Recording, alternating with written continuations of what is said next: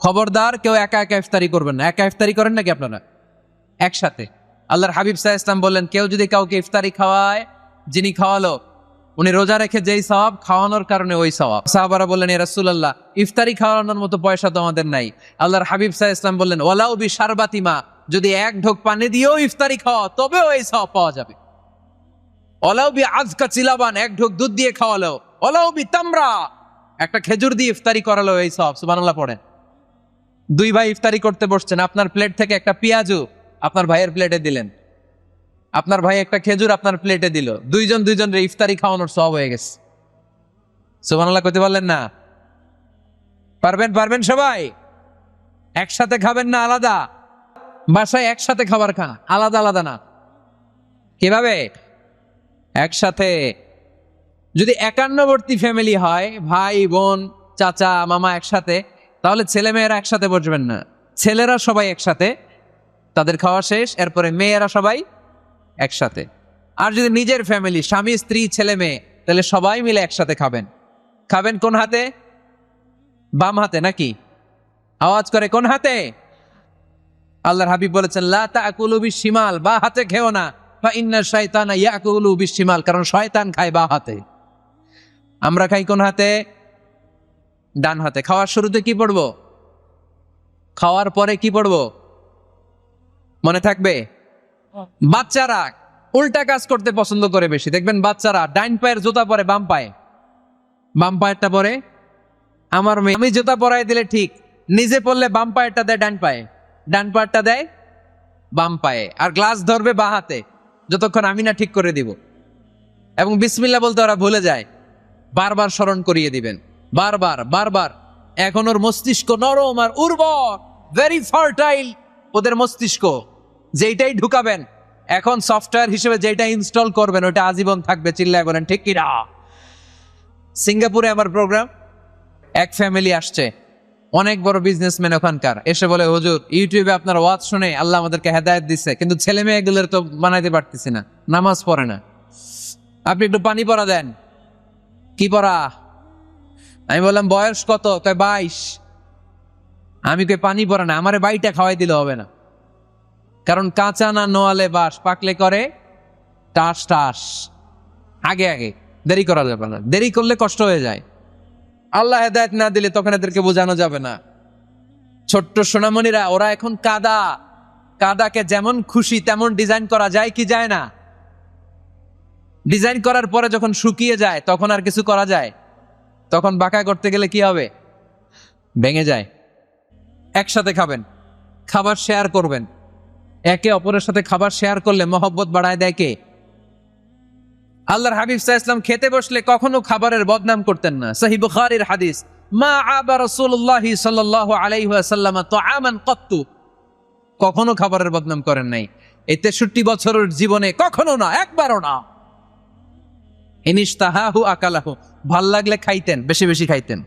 ওয়া ইন কারিহাহু তারাকা, ভালো না লাগলে রেখে দিতেন, ওটার দিকে তাকাতেন না। কিন্তু কখনো বলেন নাই লবণ বেশি হয়েছে, কখনো বলেন নাই ঝাল বেশি হয়েছে, এগুলো বললেন না। বলবেন? মহিলা প্যান্ডেলের ভাবিরা খুব খুশি, এখন খুশি হয়ে গেছে। ভাবিদেরকে বলবো, আপনারাও আপনাদের সর্বোচ্চটা দিয়ে ভাইয়ের জন্য রান্না করেন, যাতে ভাইয়ের খেতে কষ্ট না হয়, ঠিক কিনা? চেক এন্ড ব্যালেন্সের দরকার আছে না নাই? Islam is check and balance, very balanced religion, খুবই ভারসাম্যপূর্ণ জীবন ব্যবস্থা। খাবারের বদনাম করবেন না। খাবেন, খাওয়ার শেষে শুকরিয়া করবেন কার? ঘরে কোরআন তেলাওয়াত করবেন। কি করবেন? করেন, আপনারা করেন? হ্যাঁ, ঘরে কোরআন তেলাওয়াত করবেন প্রতিদিন। ফজরের পরে প্রতিটা পরিবার থেকে সুমধুর কোরআনের ধ্বনি ভেসে আসতে হবে। কথা কয় না? তা ঠিক বলেন না কেন আওয়াজ করে? প্রতিটা ঘরেই যেন কোরআনের সুমধুর বাণী উচ্চারিত হয়। এলাকার মসজিদের মক্তবগুলোতে হুজুর কোরআন পড়ায়, আছে এটা না? আমরা ছোটবেলা কিন্তু যাইতাম, আমি যাইতাম শাহী জামে মসজিদে, ওইখানে যে আমি কোরআন শিখছি।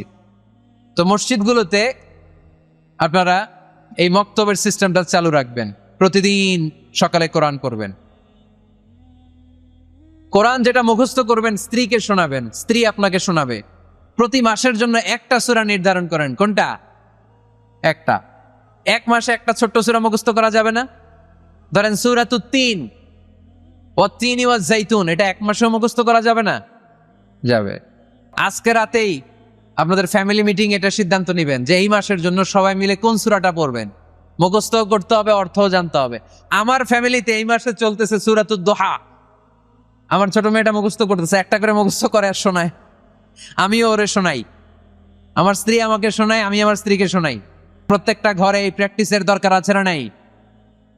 প্রতি মাসে কয় সূরা? তাহলে এক বছরে কয় সূরা? 12টা। পুরো হাফেজ হয়ে যাবে কয়েক বছরের ব্যবধানে। পারা যাবে মুসলমান? আল্লাহর হাবিব সাল্লাল্লাহু আলাইহি ওয়াসাল্লাম আম্মা জান আয়েশা রাদিয়াল্লাহু তাআলা আনহুর কোলের মধ্যে মাথা রেখে কোরআন তেলাওয়াত করতেন।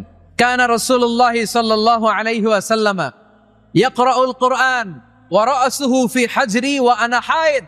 আম্মা জান আয়েশা বলেন, আমার যখন মাসিক চলতো, আমার মেনস্ট্রুয়েশনাল পিরিয়ড চলাকালীন সময়ে আল্লাহর নবী আমার কোলে মাথা রেখে রেখে কোরআন তেলাওয়াত করে আমারে শোনাতে। এই জন্য স্ত্রীর কোলে মাথা রেখে কোরআন তেলাওয়াত করা সুন্নাত। স্ত্রীর কোলে মাথা রেখে কোরআন তেলাওয়াত করা করেন তো? স্ত্রীর কোলে মাথা রেখে কোরআন তেলাওয়াত করছেন কে কে দেখি? ওই যে সাহস আছে কয়েকজনের, হাত তুলে ফেলছে। মাশাআল্লাহ, মাশাআল্লাহ। হ্যাঁ, স্ত্রীর কোলে মাথা রেখে কোরআন তেলাওয়াত করুন, এটা সুন্নাহ। ঘরে কোরআন তেলাওয়াত করুন। জিন, ভূত, ব্ল্যাক ম্যাজিক, জাদু টোনা, বানমারা সবগুলারে নিঃশেষ করে দিবে কে? ঘরে মাঝে মাঝে একসাথে জামাতে নামাজ পড়বেন। শুনতেছেন? আমার কথা শুনতে পাচ্ছেন? The family that prays together stays together. যে ফ্যামিলিগুলো একসাথে নামাজ পড়ে, এই ফ্যামিলিগুলো একসাথে টিকে থাকে আজীবন। বাইরে বৃষ্টি, আপনি মসজিদে যেতে পারছেন না জামাতে নামাজ পড়ার জন্য, কি করবেন? ঘরের সবাইরে নিয়ে নিজে ইমাম হয়ে যাবেন। পারা যাবে? আরে শুরু করেন না, আজারি ভাইয়ের কথা শুনে শুরু করেন না, শান্তি আসবে। আল্লাহর কসম, ঘরে ঘরে শান্তি আসবে এই বাংলাদেশে, কিন্তু এগুলো অ্যাপ্লাই করতে হবে। তাহাজ্জুদের সময় একসাথে দাঁড়িয়ে যান। ডিসেম্বর মাসে বাচ্চাদের 15 দিনের ছুটি, তখন তাহাজ্জুদের প্র্যাকটিস করেন। আপনি ইমাম, আপনার পেছনে আপনার ছেলেরা, পিছনে আপনার মেয়েরা আর আপনার স্ত্রী। নারী পুরুষ এক কাতারে দাঁড়াতে পারে না। আমি আর রুবেল ভাই যদি জামাতে পড়ি, আমি ইমাম, রুবেল ভাই ডান দিকে, সমান সমান দাঁড়ানোর সুযোগ আছে না নাই? আছে। কিন্তু আমি যদি আমার স্ত্রীর সাথে জামাত করি, একসাথে দাঁড়ানো যাবে না। আমি সামনে, আমার স্ত্রী পেছনে। মাসালা বুঝতে পেরেছেন? আচ্ছা, তো তাহলে ঘরে জামাতে মাঝে মাঝে নামাজ পড়বেন। সহিহ মুসলিমের হাদিস, আল্লাহ রাসূল সাল্লাল্লাহু আলাইহি ওয়াসাল্লাম বলেন, তোমরা ফরজ নামাজ মসজিদে আদায়ের পরে ঘরের জন্য কিছু নফল আর সুন্নত রেখে দিও, কারণ ঘরে যারা নফল আর সুন্নত পড়ে ওই ঘরটারে বরকত দিয়ে ভরে দেয় কে? তাহলে 3 নাম্বার ফর্মুলা, ঘরে আমরা নামাজ পড়বো, মাঝে মাঝে জামাতে নামাজ পড়বো। রাজি আছেন তো সবাই? ইনশাল্লাহ পড়েন না?